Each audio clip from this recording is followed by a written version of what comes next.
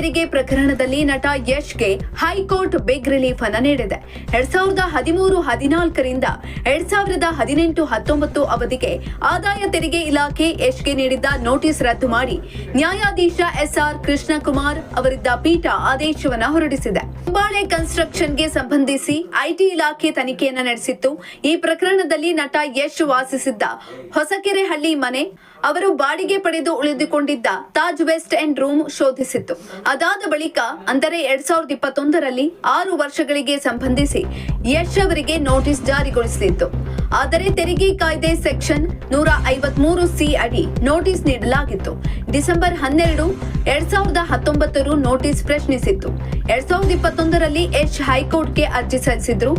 ನಮ್ಮ ಮನೆಯನ್ನ ಶೋಧಿಸಿದ ಬಳಿಕವೂ ಶೋಧನೆ ನಡೆಸಿದ ವ್ಯಕ್ತಿ ಎಂದು ಪರಿಗಣಿಸಿ ಐಟಿ ಇಲಾಖೆ ನೋಟಿಸ್ ನೀಡಿದ್ದು ಯಾಕೆ ಅನ್ನೋದು ಯಶ್ ವಾದವಾಗಿತ್ತು. ತಮ್ಮ ನಿವಾಸ ಶೋಧಿಸಿದ್ದರೂ 153C ಅಡಿ ನೋಟಿಸ್ ಕಾನೂನು ಬಾಹಿರವೆಂದು ಯಶ್ ಪರ ವಕೀಲರ ವಾದವನ್ನ ಮಂಡಿಸಿದ್ರು.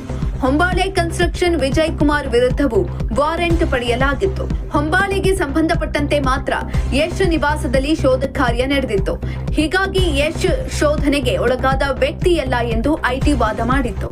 ಶೋಧ ಕಾರ್ಯ ನಡೆಸಿದ್ರು 153C ಅಡಿ ನೋಟಿಸ್ ಕಾನೂನು ಬಾಹಿರ. ಶೋಧನೆ ವೇಳೆ ದಾಖಲೆ ಸಂಗ್ರಹಿಸಿ ಮಹಜರ್ ಮಾಡಲಾಗಿದೆ. ಹೀಗಿದ್ದರೂ ಸೆಕ್ಷನ್ 153C ಅಡಿ ಶೋಧನೆಗೊಳಗಾದ ವ್ಯಕ್ತಿ ಎಂದು ನೋಟಿಸ್ ನೀಡಿರೋದು ಸರಿಯಿಲ್ಲ ಎಂದು ಯಶ್ ಪರ ವಾದವನ್ನ ಮಂಡನೆ ಮಾಡಲಾಗಿತ್ತು. ವಾದ ಪ್ರತಿವಾದ ಆಲಿಸಿದ ಹೈಕೋರ್ಟ್ ಪೀಠವು ಐಟಿ ಇಲಾಖೆ ನೀಡಿದ್ದ ನೋಟಿಸ್ ಅನ್ನ ರದ್ದು ಮಾಡಿದೆ. ಇಂತಹ ಇನ್ನಷ್ಟು ವಿಡಿಯೋಗಳಿಗಾಗಿ ಲೈಕ್ ಮಾಡಿ, ಫಾಲೋ ಮಾಡಿ, ಶೇರ್ ಮಾಡಿ.